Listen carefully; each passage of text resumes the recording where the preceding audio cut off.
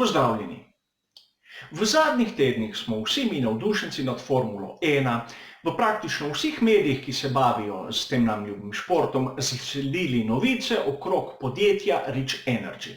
Najprej se je šlo o tem njihovem znanem simbolu, kateri naenkrat ni bil več njihov simbol, temveč simbol nekega drugega podjetja.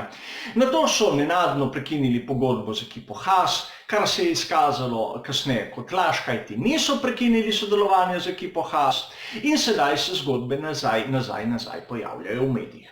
Nekako se poraja vprašanje, kako je sploh možno, da je tako podjetje sploh prisotno v Formuli 1, elitni kategoriji motošporta, kjer se zbira samo najboljše izmed najboljšega. A da vas potolažim, tudi predstavniki raznih drugih ekip v Formuli 1 so daleč od tiste popolnosti, ki si jo lahko mi, navadni smrtniki, predstavljamo za ta šport. Tudi sam Gene Haas, kot lastnik ekipe Formule 1, je bil vsaj 2 leti v zaporu zaradi utaje davkov. Drugi primer je mati Aleksandra Albona, katera je bila izpuščena iz zapora pred kratkim, menim da lani, zaradi kreativne prodaje luksuznih eksotičnih avtomobilov na tržišču. Pa Vijaya Mallya tudi ne smemo pozabiti, kateri se na vse kriplje bori z britanskimi oblastmi, da ga le ne bojo izročile Indiji, kajti vkolikor ga izročijo, dvomim, da ga bomo še kdaj videli na kaki sliki. Pa imamo skozi zgodovino ogromno primerov, pa od Flavija Briatorija, pa tudi do Colina Chapmana, da ne bi našteval in izgubljal čas po nepotrebnem.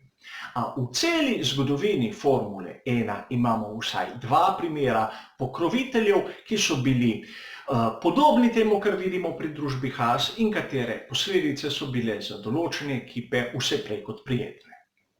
Najprej moram omeniti ekipo Onyx in pokrovitelja Moneytron. Ekipa Onyx je bila majhna, zelo ambiciozna, a tudi talentirana ekipa v Formuli 1. Z podjetjem Moneytron so dobili navezavo, njihov lastnik Van Rossum je tudi dobil vodilni delež v ekipi in v sezoni 89 so, glede na to, da je bila to njihova prva sezona v Formuli 1, dosegli izjemne rezultate. 5. in 3. mesto s Stefanom Johanssonom.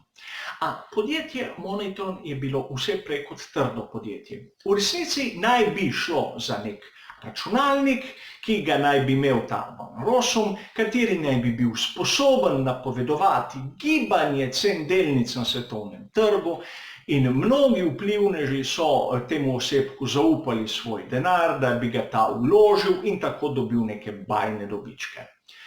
Van Rossum je na vrhu svoje kariere imel celo 108 Ferrarijev, na koncu se je vse izkazalo kot podobno Ponzijevi shemi, šel je v zapor, Moneytron je propadel, ekipa Onyx tudi.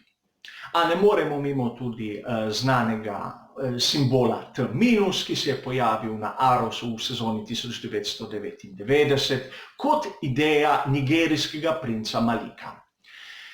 Na bokih tega Arosa A20 smo videli številko, zraven napis T- in ta številka se je nižala iz dneva v dan in bolj ko se je približevala ničli, bolj nas je zanimalo, kaj sploh ta T- v resnici je.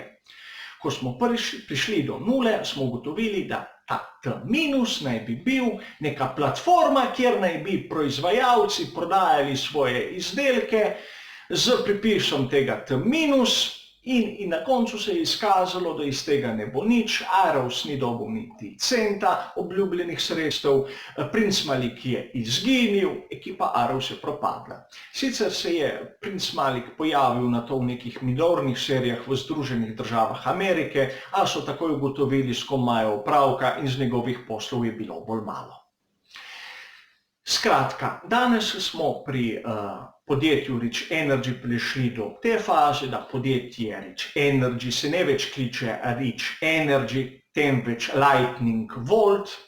Bradati Storej ni več njihov direktor, kajti po lastni izjavi je prodal svoj delež nekomu tretjemu, imajo novega zastopnika, z ekipo Haas naj bi nadaljevali, ne ve se pod kakšnim imenom. Pojavlja se pa vprašanje, kakšna je razlika med Rich Energy in ostalimi podjetji, ki sem jih opisal pravkar. Namreč, le redki izbranci so videli pločevinko te pijače, še bolj redki so tisti, ki so jo celo okušali in nekako podobno kot prejšnja dva primera, govorimo o praznem niču. Za zaključek še nekaj drugega. Spomnimo se enega izmed največjih pogumnežev v Formuli 1, Lorda Hesketa.